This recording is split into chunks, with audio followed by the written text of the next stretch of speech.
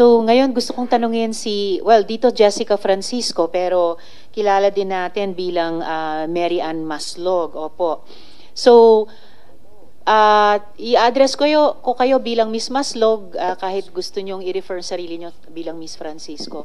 So, Miss Maslog, Madam Chair, before you continue, Senator De La Rosa. Can we make a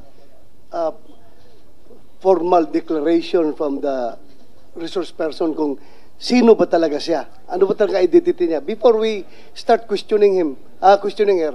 Yes, Senator De La Rosa. Jessica Francisco or what's the other name? Mary Ann Maslog. Mary Ann Maslog. Opo. Ang hirap, no? Hindi lang isang tao yung dinidetermine natin yung identity. Mahirap. Dalawa pala. Okay. Can we... So, ma'am, ano po ba ang pangalan nyo? Sino ba kayo? Good afternoon, Madam Chair. Good afternoon, good senators. I'm Jessica Francisco. Okay. And Yun po yung sagot niya. I'm Jessica Francisco, sir. Okay. Yun yung sagot po niya, Senator De La Rosa. Where did we get that name, Maslog? Mayroon pong mga artikulo, including investigative articles na lumalabas na sa media based on linking to previous cases na kinilala itong tao di umano bilang sa isang dating or totoo niyang pangalan bilang Mary Ann Maslog. And she was arrested, Madam Chair? Yes, Senator. With the indulgence of Senator Bato. And she was arrested or she was detained. I don't even know her status right now. Yes. Because she is Mary Ann Maslog. Yes, Mr. Is that correct? Yes, Senator Joel. And for the record, dun sa tanong din ni Senator De La Rosa, Mary Ann Maslog, yung di umanong namatay na textbook scammer, pero Jessica Francisco, yung bagong pangalan nila. So, yun po, Senators De La Rosa and Joel. Mahirap mag-start mag-imbestiga ng tao, Madam Chair, na hindi natin ma-establish talaga yung real identity niya to start to begin with. So, ikaw ba talaga yung Mary Ann Maslog na accordingly involved sa textbook scam at may istorya na namatay? Your Honor, I invoke my right to keep silent because we have a case right now. No. You Sounds cannot familiar, invoke that Senator De La right. Rosa. You cannot invoke that right because kung sabihin mo yung mayroong Supreme Court ruling dyan, walang subjudice rule cannot apply in legislative inquiry in aid of legislation. You cannot invoke that right. Kaya nga, klaruhin natin ito kasi para tayong gago dito, nagtatanong kami sa iyo as Jessica Francisco, tapos, ikaw pala, Mary Ann Maslog din. Then, klaruhin natin ito. Dahil, para mong niluloko yung committee nito kung hindi ka magsabi sa totoo mong pangalan. Senator De La Rosa, baka pwede nating tanungin ng NBI. NBI? Si Attorney Magno, i-establish yung identity ng resource person. Attorney Magno, please. Good afternoon, Madam Chair, Honorable Senators. On September 25, our Fraud and Financial Crime Division conducted an operation for against certain Dr. Jessica Francisco and allegedly one who is Mary Ann Maslog. In this particular case, they were able to confirm through forensic that this Jessica Francisco and Mary Ann Maslog is one and the same person. Okay. Madam Chair, Yes, what please, particular forensic Senator De La Rosa. evidence can you provide this committee stating that he is one and the same person? It is a fingerprint analysis, Madam Chair. So if that is so, you confirm na siya talaga si Mary Ann Maslog? As far as the dactyloscopy report is was made by our expert, Madam Chair. Madam Chair, I am inclined to believe that this committee should treat this information coming from NBI as official. Yes, Senator De La So, Rosa. for me, you are not Jessica Francisco. You are, as far as this committee is concerned, you are Mary Ann Maslog. Yes, Am I Senator clear? De La Rosa. Am I correct, Mary Ann? Please remove your... am I correct to assume that you are Mary Ann? Sir, right now we have an identity hearing on the 28th and on 29th of October in Sandigan Bayan. That's why I invoke my right to keep silent, sir. I don't think your invocation of that privilege is applicable to this committee. I am telling you, if you keep on invoking that, I will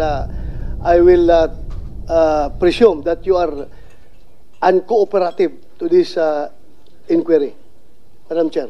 Yes, salamat kayo, Senator De La Rosa. The chair agrees that, and please, Comsec, could we change the nameplate to that of Mary Ann Maslog? Opo, in the same way na pinanghawakan talaga at pinanindigan natin yung dactyloscopy analysis ng NBI sa kaso ni Guo Huaping. Why should we not do the same for Mary Ann Maslog? Remembering also yung sinabi ng dactyloscopy expert nila na bawat isang fingerprint natin sa bawat daliri ay unique at hindi nagkakapareho sa sino mang ibang tao. So, Madam Chair. I concur. Yes, Senator, SP Pro Tempore, I mean. Mrs. Maslog, were you involved in a textbook scam before? Because your name rings a bell. Your surname rings a bell to me. Your Honor, that case is still in Sandigan Bayan, Your Honor. So I invoke my right to keep silent. Were you arrested? Was she arrested? Is she detained right now? Is she detained right now, Attorney Magno? Madam Chair, yes. Where is She is she detained? detained at the NBI. NBI? Yes, sir. Okay. How did you get the name of Jessica Francisco? Answer. Ms. Maslog. Sir, like what I said, sir, there is still a case and to be heard on the 28th and on 29th of October, sir. What case did you file against Mary Ann Maslog? Initially, several cases of falsification of public documents were filed against her. But upon this incident, the Sandigan Bayan also issued a warrant of arrest with no bail recommendation. Oh, bakit no bail? Ano yung plunder ba yan? It appears that it is in connection with the textbook scam. Textbook scam noong 1998 ba? 1999? I think that was during the presidency of my father.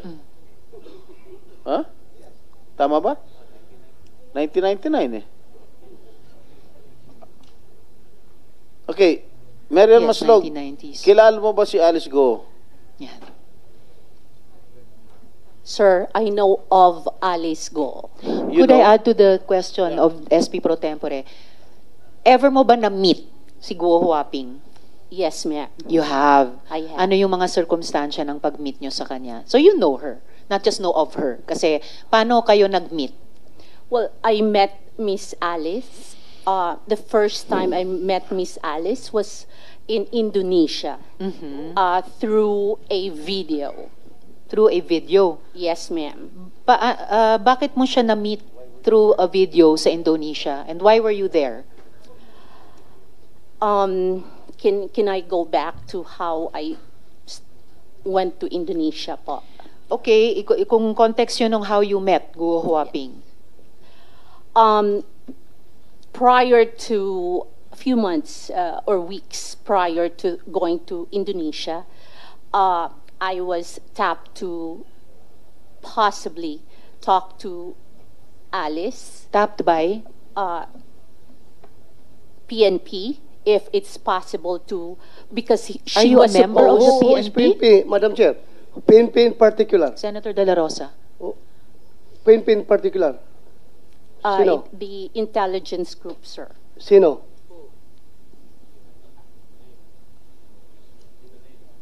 Name.